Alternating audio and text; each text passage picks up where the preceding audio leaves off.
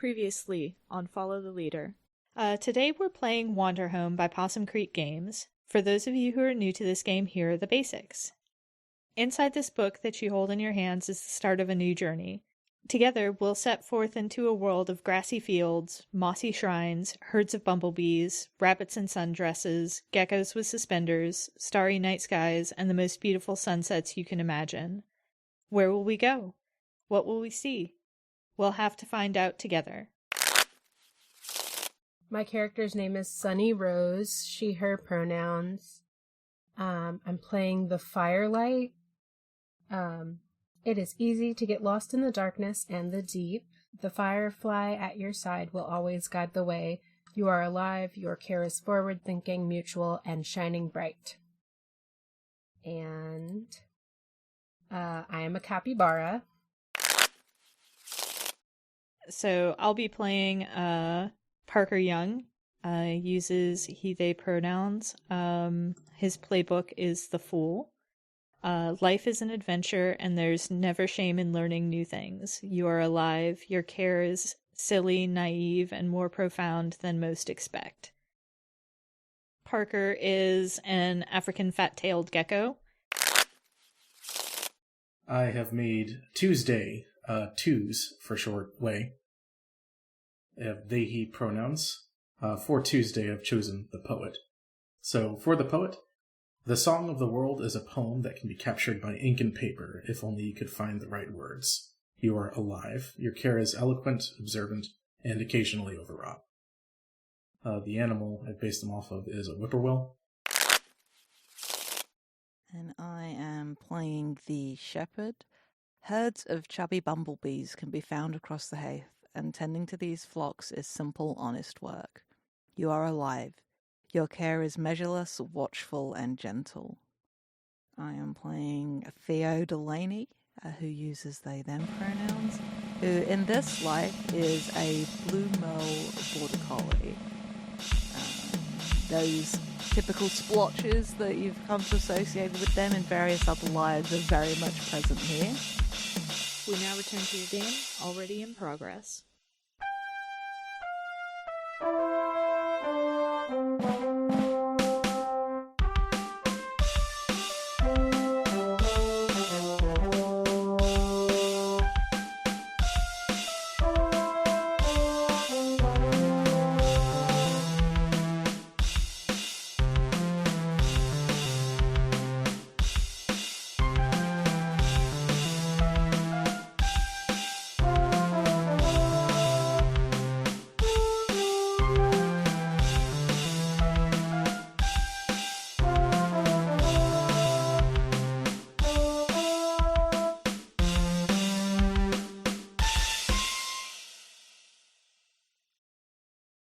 So my next question is, how are people getting ready for Reflections Day?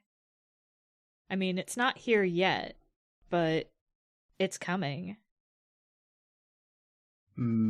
I think, for twos, I noticed that one of the traditions there is journaling for what this place does and doesn't do. So, I think, most especially now, especially from that perch on high, where they can see folks milling in and out of the tavern amongst the graveyard and along the lake. They've been taking both sort of just scribbles of what they see and writing small notes here and there about the types of people that they can see passing through from above. With regards to the two traditions this place doesn't engage in, given what we've established so far, I feel like obviously throwing our worries into the river isn't one of them. Yeah. I don't like fasting, especially given what the holiday is about. Like, considering the past you've made, making amends, I think other stuff fits better. So I'd like to maybe cast aside fasting, and that leaves moments of silence, huge feast, a greeting, a conversations with people you haven't seen in a while. Mm-hmm. So I think a lot of it is the biggest potluck you've ever seen, and maybe the tavern isn't just maybe the community all lives in here. It is an inn, yes. Visitors can stay there, but what if it's like this whole massive community that live around this place, that tend the graveyard, that look after the land around here? And so like there's the sounds of like cooking in the days coming up, like people doing massive meal prep. But also like fixing up clothes, like because you want to look your best, or do you want to look like people you haven't seen in a while? Like it's a lot of memory based things and like trying to capture. It is about reflection, isn't it? So maybe it's like you deliberately find something old to wear, and you make sure it's suitable, like it's tidy, it's ready to go. May I suggest that the Warrens actually extend way further than most people think, and that's where a lot of the community lives. So, like, a lot of rabbits, a lot of moles, gophers, that all kind sorts. Yeah, voles. The borrowers. Yeah. Do you think, like, people at the inn get conscripted to help with food prep? Yeah, absolutely. I think partly because there are just so many people that are out there in the Warrens that you kind of need to have a lot of cooks in the kitchen. And I'm sure, too, like, along with that comes digging up the roots that people can eat, or finding other sources out among the grounds up above, just to make sure there's enough for everyone. I don't know if willow fronds are actually edible, but I'm imagining there's like some sort of special stew with the willow fronds that gets made. It's literally just occurring to me that it's a tavern in a willow tree, and that willow bark is one of the best things for a headache. Yeah. And just like fucking ablution, your alcohol and your hangover cure in the same place. It's just, you never need to leave. Yep. I'm just pretty very fun. amused by that. Trying to think about what this special greeting could be for Reflections Day. I've had you in I've had you in my thoughts and you in mine. That is good. Yeah. Open to other thoughts too. Yeah, do you have any particular thoughts about Reflections Day, Anya? I think that Sunny specifically uses it for quiet moments. But I do think once everyone in the inn starts like getting conscripted into helping, she's like all about that shit. Just like, fuck yeah, big meal, let's do this. You can't stop Grandma from feeding you until you're absolutely stuffed. Grandma's too powerful. Stop praying for my grandma. Stop praying for my grandpa. He's too powerful. Cool. So I think maybe we get a montage, a little bit of like a cutaway underground, so we can see into some of the rooms in the Warren, and you can see the little tiny bunnies being herded around by their parents, making maybe making like some sort of candies, like little colorfully wrapped candies, because that's something to keep the kids' hands occupied while the parents make the rest of the feast. And we kind of pan up through the various levels of the Warren, and we see people making bread, and we see people roasting tubers, and making teas out of roots that have to steep for several days. As we get into the areas where guests can stay, we see those guests getting press ganged by the locals. And I don't think that it's like something that everybody has to do, but it's one of those things where if you're gonna be here, it's a possibility. So, like, I don't think this catches us unawares either. And we just keep panning up, and then we've got the tavern, which is just absolutely bustling with activity. Although you've got Rizzo in the corner, kind of, being one of those layabouts and somehow artfully dodging everybody who tries to make him do a thing for this. We've got Emmanuel on the stage, probably singing a work song to keep everybody on task. And we go further up into the branches of the willow. You've got people, clipping some of the leaves, artfully pruning them, taking the clippings back down to the kitchens. And, you've got people who are still hanging out looking over the lake, trying to see what they can see with Reflections Day on the horizon. Love it.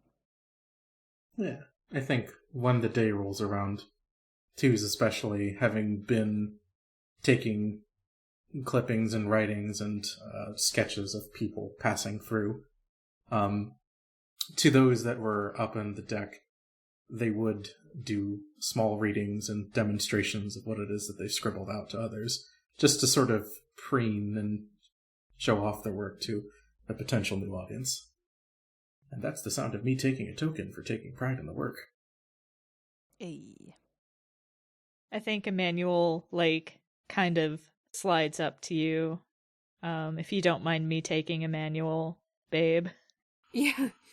I just think I'm imagining Emmanuel just kind of sauntering over and being like, French accent, August. I can't. I can't. I was joking. I would have loved to hear you try, but no. I am being facetious. You're good. Yeah, I had no prep. It would be awful. I don't want to subject our listeners to that, or you, but mostly our listeners. But he's just like, so I heard that you're a wordsmith, friend. Well, I think I've been the one telling that myself. And I heard you're the one crooning every night. You found a way away from the stage for a bit. Oh, can't all work and no play makes one a dull frog. But I say that, and I'm coming over here for work purposes. I'm a bit of a poet myself sometimes, but I'll level with you. I like what I've been hearing of your work. And I was thinking, maybe, my voice and your words might be a good combination. A few lines for a song. If you're so inclined. Well, I was about to say I don't know to who I owe the honor, but it's very clear. Sure. I think I can spare some ink in my pen for a verse or two. Fantastic. And Emmanuel kind of claps his hands together and looks pleased as punch. And goes on to say, I'd like to collect words from people who pass through, and I appreciate you being willing to honor me with yours. Yeah, twos will nod. You don't mind if I ask a close friend of mine about this and that about you, do you? Oh, it doesn't have to be about me. It can be about your travels. It can be about yourself. It can be about the birds and the bumbles. Just so long as it comes from the heart. I'll take that poetic license freely, then. Just don't be too surprised with what turns up on your stage. Oh, I've been around long enough. I don't think much can surprise me anymore. And he winks. Well, then you'll have it. 2 or 3 quality verses delivered to the stage. And you can count on that in, let's say by the end, when I stop getting pulled around to this and that and that other. I look forward to it. And I look forward to hearing your voice. He starts scribbling and humming, and it's not as cultivated as Emmanuel's voice. but it's not the roughest among the bunch either. And now Twos has also been press ganged into doing prep for the festivities. Ha. Hmm. How are Theo and Parker doing with the crowds and the obligations?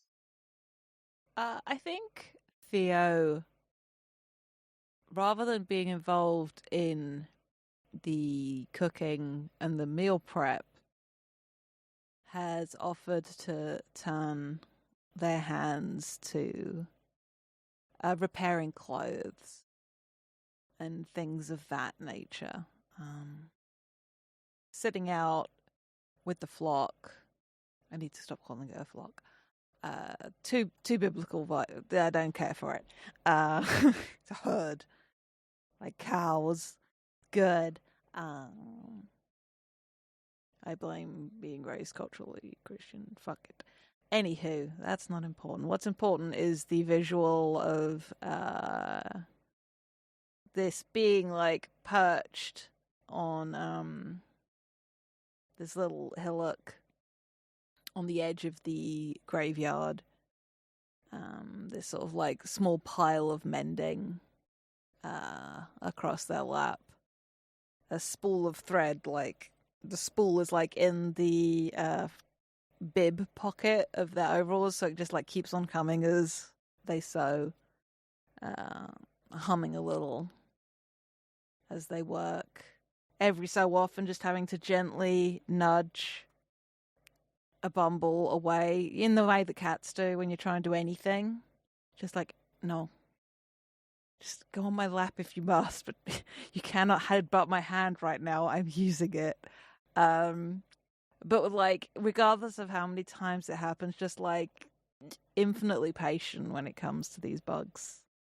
And just, there is while the days are still warm, it's the stifling heat of summer has passed.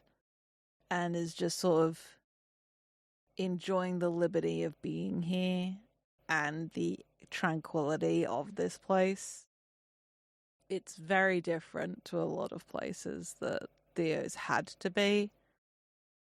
They aren't interested in seeking out their reflection or finding out what the lake has to show them, but a task they can do with their hands and, you know, encouraging any of the children that might be nearby that yes, it is okay. The bumbles are friendly, please.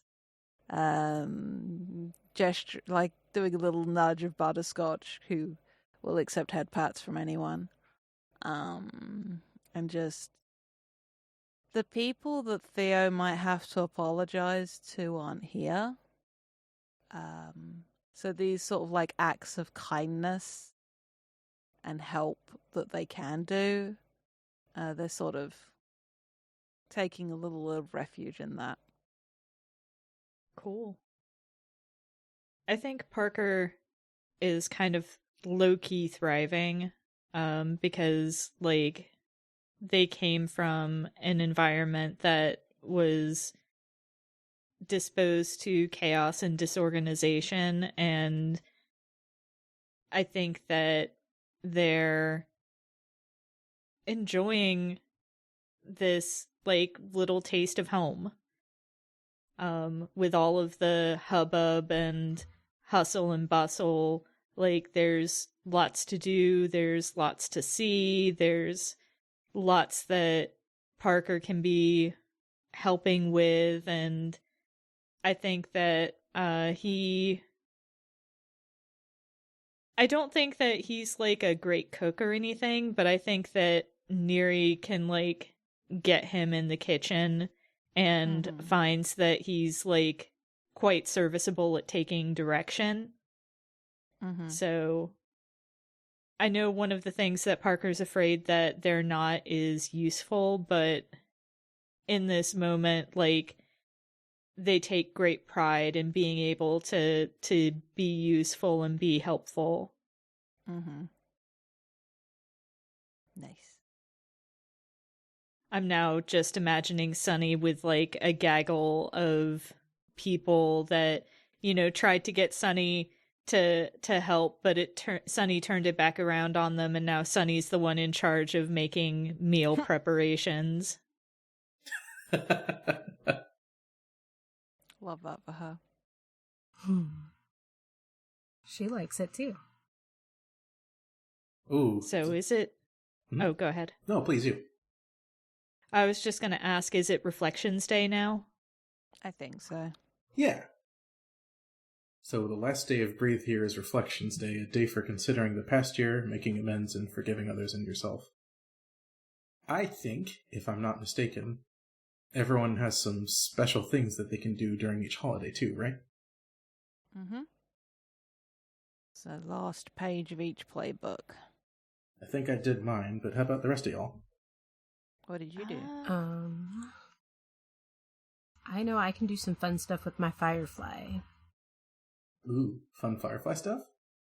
Yeah, I'm scrolling. There's, so I could teach my Firefly something new that they can always do. Or I could learn from your Firefly an important life lesson and get a new thing you can always do from any playbook. What if I choose that I, learn something new from my Firefly? And I'm looking at the peddler. Ooh. And I'm looking at, know someone who can help is something I can always do. Ooh, that sounds fun. Yeah, and I think this comes about from, like, Sunny putting herself out there, and I think she feels more comfortable with Stormy by her side. And so, the two of them just kind of becoming a large part of this thing that they didn't expect. Nice. Yeah, suddenly you have to get to know a lot of people very quickly and know who's in charge of what, right? Yeah. I think for Theo, what I'm going to do is take an unused playbook and add as much as you want from that playbook to yours. Ooh. And what this looks like, I just need to, there you go, and so many pages. The playbook I am going to pull from is The Guardian. Ooh. Because I'm going to riff on one of these, but there is a and I think what it is over the course of the festivities or the day, however you want to think about it. So as the day falls and the herd is happily merry, like doing they're sort of like settling down for the night themselves, and Theo is taking a walk. A stranger comes up to them. A hooded individual, incredibly tall, who almost seems to be floating. Pull back the curtain. Imagine a big Luna moth, but like wearing a cloak. So it's just like the little fluffy looking antenna like peeping out the top, and the rustle of the wings beneath this diaphanous looking cloak. And this mysterious stranger, one normal sort of dark mothite, one a brilliant, not white but gold like the moon that reflects down into the lake, hands Theo a small bundle and says to them, "Shepherd, you carry much with you that you needn't,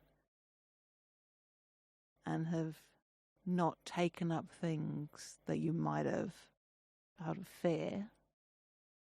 It does you credit, but also you need to remember the holiday and be kinder to yourself. Let yourself have the things that you want. And Theo is very confused. And then the little bundle that they've been handed starts to wriggle. And I'll let you guys decide what little baby creature they've just been given, because this is fun and a collaborative story. But Theo has just been entrusted with a ward. Looks up, it's just like, I'm not the right person for this. And the stranger is just like, don't be ridiculous, Theo Delaney. You're exactly the right person. Like, pats them on the cheek. And the baby pulls on the front of Theo's overalls. And they look down. And this kid's looking at him with big eyes. And they accept this charge. And when they go to look up, the moth is gone. And Theo is left holding this baby. One of y'all needs to decide what it is. I'm looking up varietals of deer. Okay. As you do during many games. Yeah, Yes. as I do very often. Baby deer's a fawn, right? Yeah. Yes. Yeah. Okay, my brain completely blank, but just like, okay, is holding this little fawn. Just like, Twos is gonna love this. And turns and heads to look for their traveling party. And this fawn starts to has got a handful of Theo's fur and is just trying to shove it into its mouth. And they're just like, worse than the bumbles. And sounds immediately sort of endeared as they go looking for their friends. I will say a pronghorn. All right. I'll get a picture of that. Thank you. Yeah. Oh, man, yeah. Izzy, this one's for you. You enjoy this. Corey didn't even know. What did I not know? Our friend, Izzy, deers are a thing. Hey. Oh, look at that baby. That's a Yeah. baby right there. Just a little guy. Just a little guy. What a great little Love it. face. Here's another. All right. Put this one as one not in motion. Oh. Oh, I need to give this baby a trait. Yeah, a lot of traits. I think this fawn is it leucistic? The opposite. Probably pronouncing it wrong. The one where there's the fur is super pale, or the feathers, or whatever. It's not full albinism. But yeah, the opposite of melanistic. Yeah. But this child is luminescent. So Love it. And I think when she gets a little older, she'll be able to do some things. Yeah. But in the meantime, and because of how big the moon is and how bright it is, the reflection off the lake, I don't think Theo notices until they get inside. No, this kid definitely kind of glows a little bit. Just huh. Okay. Okie dokie. Just a glowing kid. Just that sort of, a nightlight, that very soft, ambient sort of light. in a brightly lit room, you wouldn't notice. Out in the sun, you wouldn't notice. But in a dark space, it's a soft light. So I have to ask, is it like a white light, or is it like... Because when I think of night lights, I always think of like those kind of like dim teal ones. Oh, see, I was imagining sort of like a soft, almost yellowy light, much like the golden moon. Ooh, yes. Just like that soft, good yellowy orange. Like the old sodium street lights, like that kind of thing, but not as bright. Nice. Just nodding excitedly. Mm-hmm. I see that there's... Oh, sorry, go ahead, please. No, go ahead. I was just going to say, I see that there's other stuff about the ward, too. Would those be defined yet, or... I guess we'll just sort of leave those out for now. Like the things they always have on them and stuff? Yep. I feel like I've just been talking so much. Oh, it's so fair, though. Okay. Why would you not... I would speak volumes about my nightlight as a child. Mm-hmm. But also it's fun to think that they were gifted along with items, at least. Yeah. I think that... I think there is a cap too large for their head that's tucked in amongst the blanket, like this wonderful big sloppy knit beanie kind of a vibe with holes for the ears to poke through. And I think also in there is there's got to be like a little stuffy in there. This will please Sunny. I think it's like a little a little firefly stuffy. Oh. Hell yeah. Just like this little orb. You know how that way like you get with kids like soft toys, there's like simplified shape. It's like almost like an orb of a firefly plushie. It's just like it's basically circular, but with like little floaty little wings on the back, and it's just that good kind of material they give babies to chew on. Nice. Yeah. I will give the child some kind of appropriate star or moon-related themed name later. Very good. Oh. I'll have a dream about it. Well, Theo will have a dream about it. Source, I saw it in a dream. I was going to reference, in fact I might, because I saw it recently, I was talking to August about it the other day actually, the Tale of Princess Kaguya. Oh yeah. But the woodcutter just calls her princess. And I think for a while, and this is also a fun nod to a different version of Theo as well. But I think for now it's princess until another name reveals itself. Very good. I think twos will sketch a commemorative picture of Theo and Princess to hand over. It's not a carefully done thing, but the lines are enough of an impression to communicate what's happening, at least. Yeah. Okay. Okay, finally. This is the sort of soft yellow glow in a picture that will actually let me copy. Ooh, like that very kind good. of colour. Nice. It's that very warm, and almost paints its way across the surface. Yeah. Hey y'all, I think I know where the feast takes place. I think it takes place in the graveyard. Yes! Ooh. Yes! A Love good this. setting for a feast.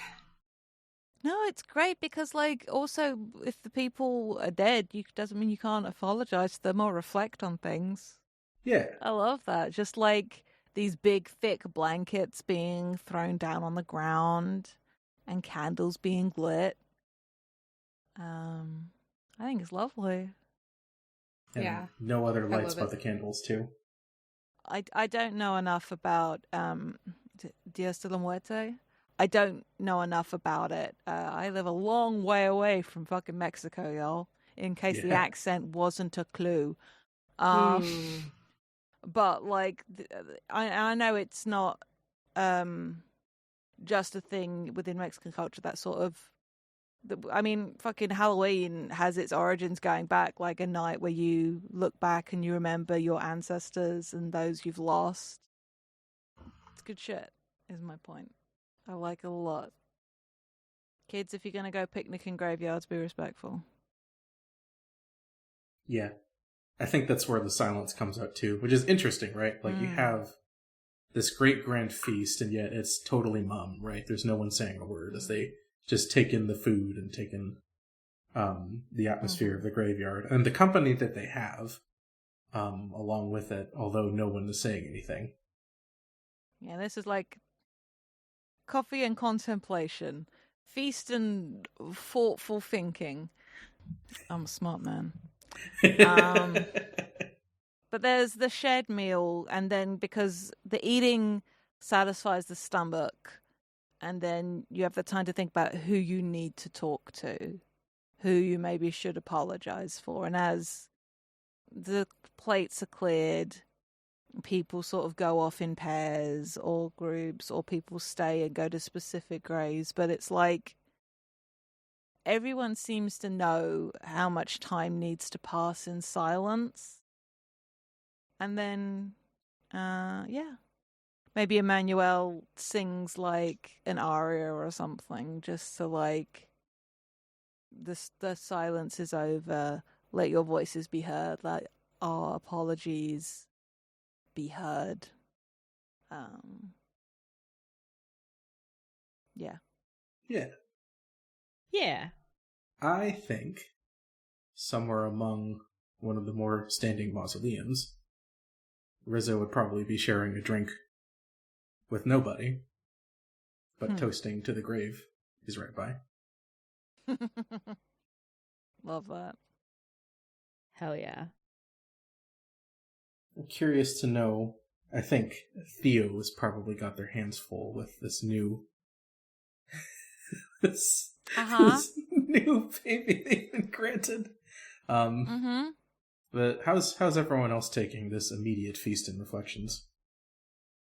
I'm having a great time. Yeah.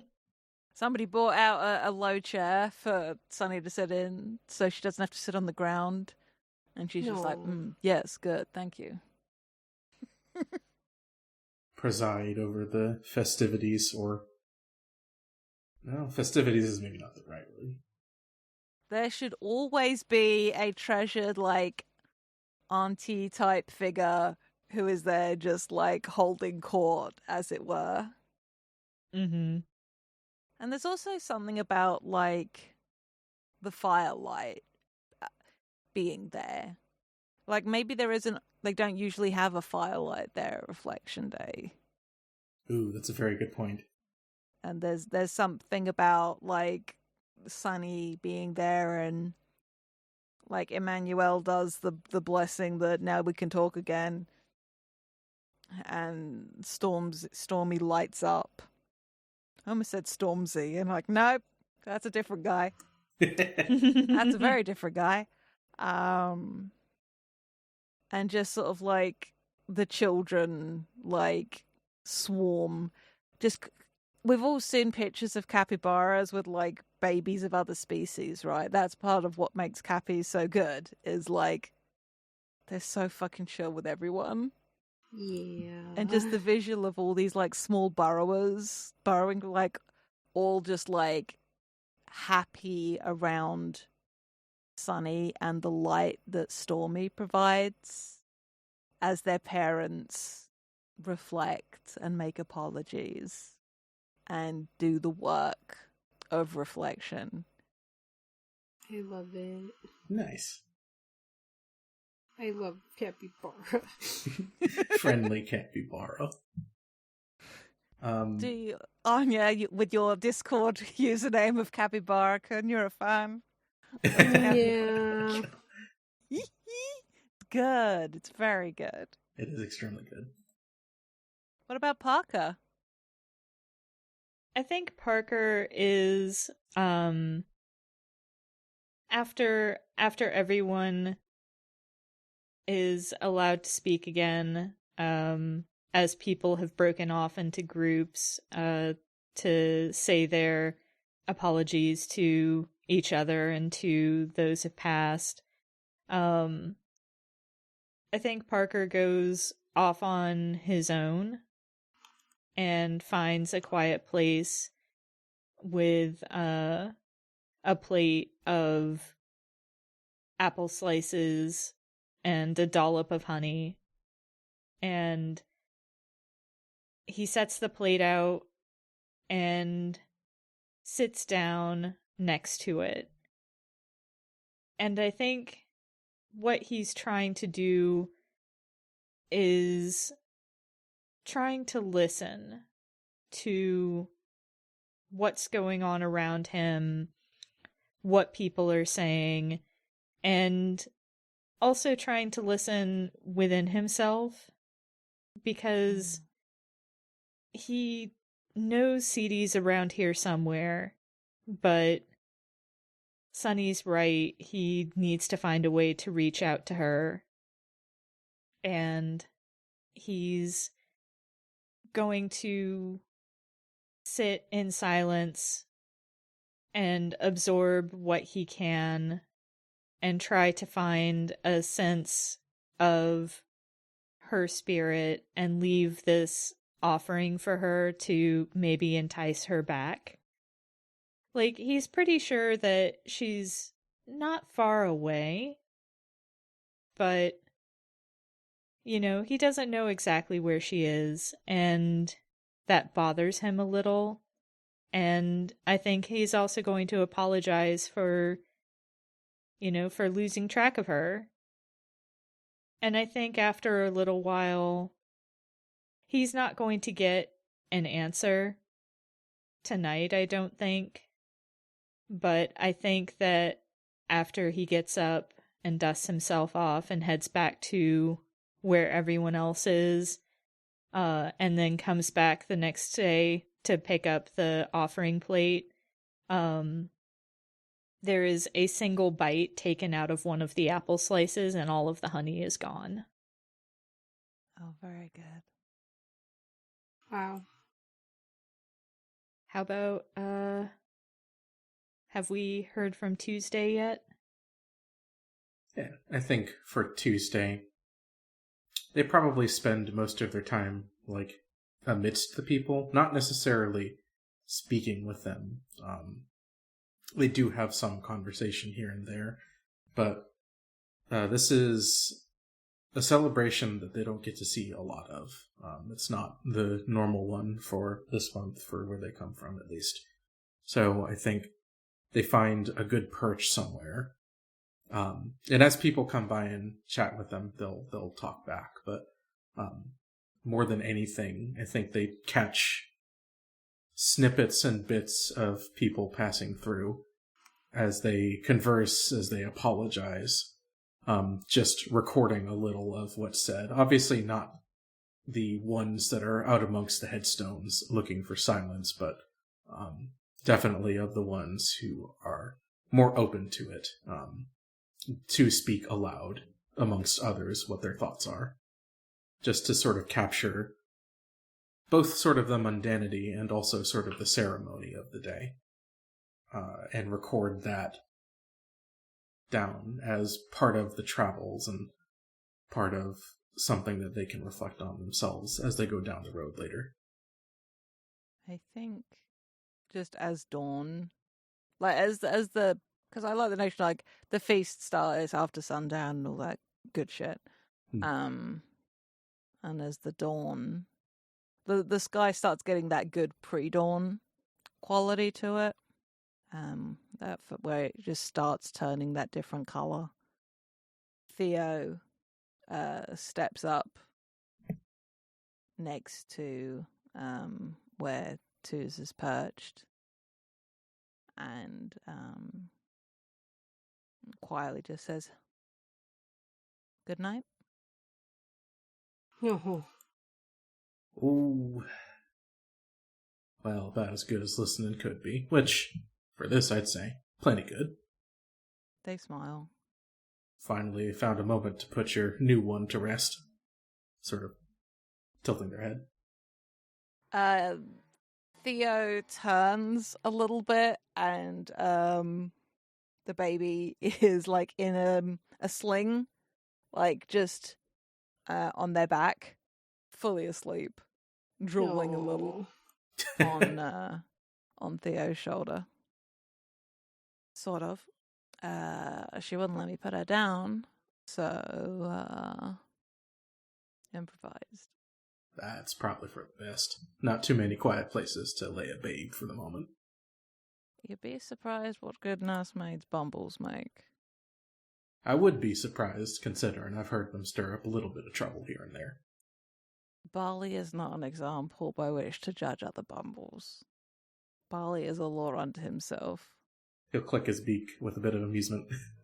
Did you get everything you were hoping to here? Oh, you know me. I don't think I ever get everything I was hoping to, but I think I got enough, at least, and I'll be satisfied with that much. Okay, are you sated for the time being, then? Until we make the return trip back through, I hope. I'm going to start doing my round and make sure nobody's wandered off that shouldn't. Sure. Just before you go, though. And he'll kip up off the spot where he's perched. I mean, I'm not getting impatient, I just thought it'd be good to check. How much further is this pasture that you're guiding us to?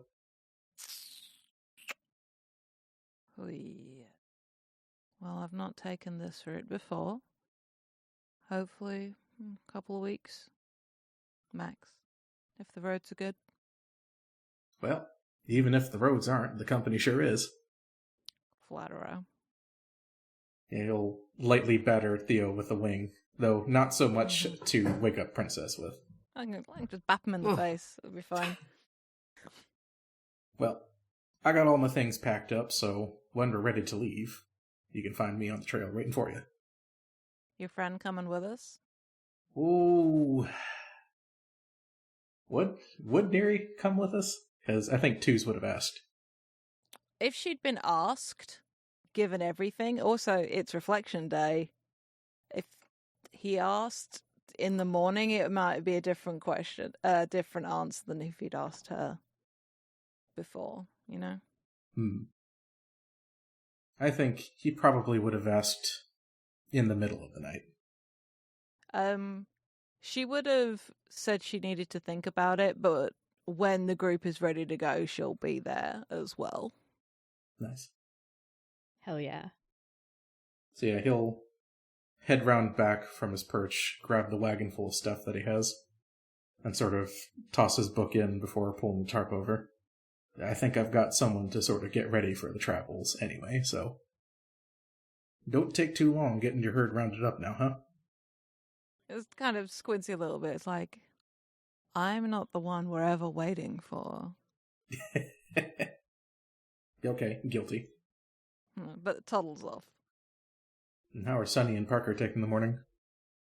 I think Parker's bright-eyed and bushy-tailed and, you know, they're a whippersnapper. They can get by on like an hour or two of sleep and be cheerful the next day. So I think maybe, depending on how Sunny is, they might be opposites. I was gonna say that Sunny's probably like sipping tea, not like wide awake, but like I don't think she's miserable. Okay. Old people wake up early. Fair. Yeah. Ooh, I think with the morning then, Sunny would probably also find Norwood nearby. And I think they were up through the night, so they're a little bit ready to head to bed, but along with everything, the sort of outfit, probably like a bit of tweed, nicely sewn pants. They also would have a candle dish on top of their head with a candle that's burned all the way down. Sunny will saunter over like, long night? Well, plenty spent lighting the candles among the headstones. Put one up here, too, just to remind me how long I'd be taking, and I didn't think it'd be the whole time, but, well, you sort of get lost in it after a little while. That sounds exhausting. Oh, you find a rhythm in it after a little bit. Well, here, why don't you have a nice cup of tea on me? Ah. You know, I wouldn't have to ask if I waited around looking sad enough. What a strategy. Worked on you, didn't it? Wow. See if I ever be nice to anyone again. Wow. Are you going to be here much longer, Sonny? I don't know. I know we got a pretty important mission ahead of us, but we also got a newborn, so we'll have to see. We'll have to see what the shepherd, the herder, how they're feeling. I did hear a little bit of that. From the lamplight of the lake, even. They adjust their spectacles. Oh, yes. Well, I like to keep busy, you know. So I don't imagine we'll be here for a very much long time. Or longer time us here. Right. Don't want to get too far behind the seasons. If you're in the dead of chill by the time everything happens, well. They shrug, but then they'll there's a glint that plays across their glasses as they lean in. Speaking of which, about that young one, do you want my advice? I am always ears for advice. I think that young one will have quite the interesting diet. Think about things growing under the moon when you're feeding that one. Huh. As always, you are mysterious, but I will take that into consideration. Just make sure you pass that on to your shepherd friend of yours. Absolutely. The damn thing's so cute, huh? You'll just get sort of a titter back in response. Right, well, you just gave me a cup of something good, so I think I have a little event under the roots to get to, now that I've had a little pick-me-up. The after party. Oh. What a busy man you are. Or busy them you are. You can always join, and your friends can too, if they care for it. But, well, that depends on how long you want to get laid over. Well, we'll have to think about that now, won't we? Do think about it before you go. What's happened at this after party? Oh, wouldn't you like to know? Yes. Some things are better told seen than heard. Damn it, Grandma wants to go to the after party now. There's a waggle of the eyebrows as Norwood just disappears into the Warrens. Damn that owl. Well, she can always stay and follow us a little later. She's the firelight after all. She's not going to get lost. Yes, but it's my duty to guide you. And sometimes that means doing things you don't want to, or missing things you don't want to. Wistfully watching after the owl. Shall we depart? Let us depart. I think it's time to leave for other pastures. Literally. All right. As we sally forth, we can hear the strains of Emmanuel's instrument and his voice. The ruts among the roads will lead our party to its end. The branches and the willows cover up the light and din. The gathering, the roiling of kith among the roots, all eager for a cleaner place to hang their dusty boots. We raise our mugs together as we light along the lake, our spirits risen up among the drinking vows we take. The stillness of the air that hides the surging down below. As the season closes in, the workers stand here, toe to toe. And Emmanuel will tip an imaginary hat towards the door in acknowledgement of the verse that Tuesday gave him.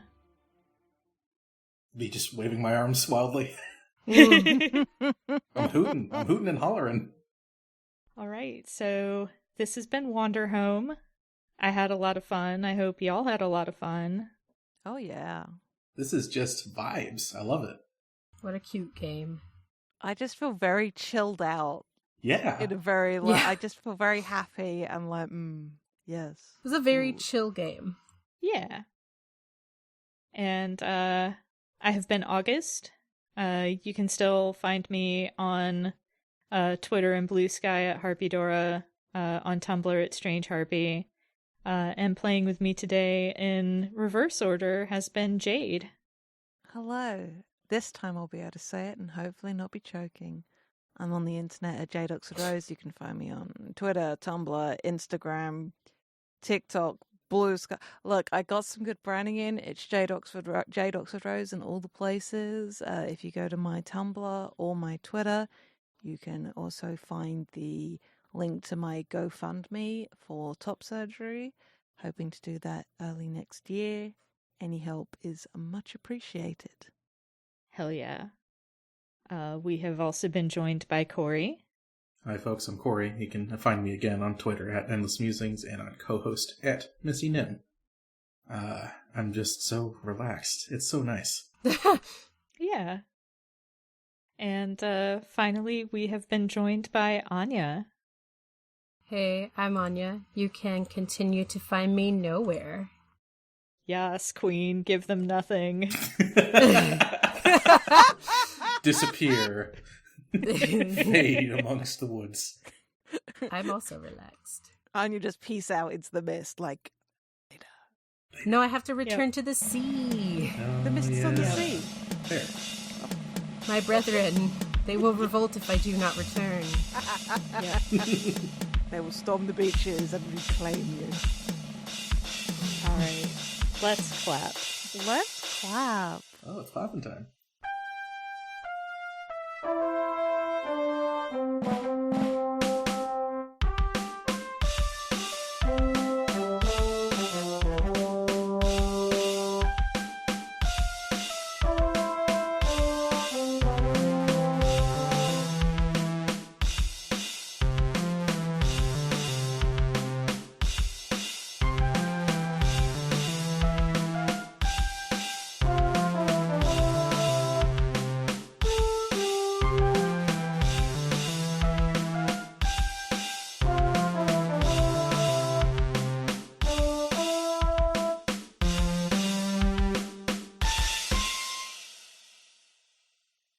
Hi, it's August, and I just wanted to thank you for listening. If you've enjoyed us, please consider leaving a rating on your podcast platform of choice, telling your friends about us, or tweeting about us using the FTLcast hashtag. We are also part of a nonprofit podcasting guild called Standing Stones Productions. We do a variety of shows, including The Room Where It Happened and Dumb Kids Playing Hero, 2 actual play shows, and a Steven Universe discussion podcast called Gay Space Rocks. We also do live streams at twitch.tv/StandingStonesProd. You can keep up with everything that we do on Twitter at Stones_Standing. Unfortunately, Standing Stones was already taken. Your support means a lot. Thanks again!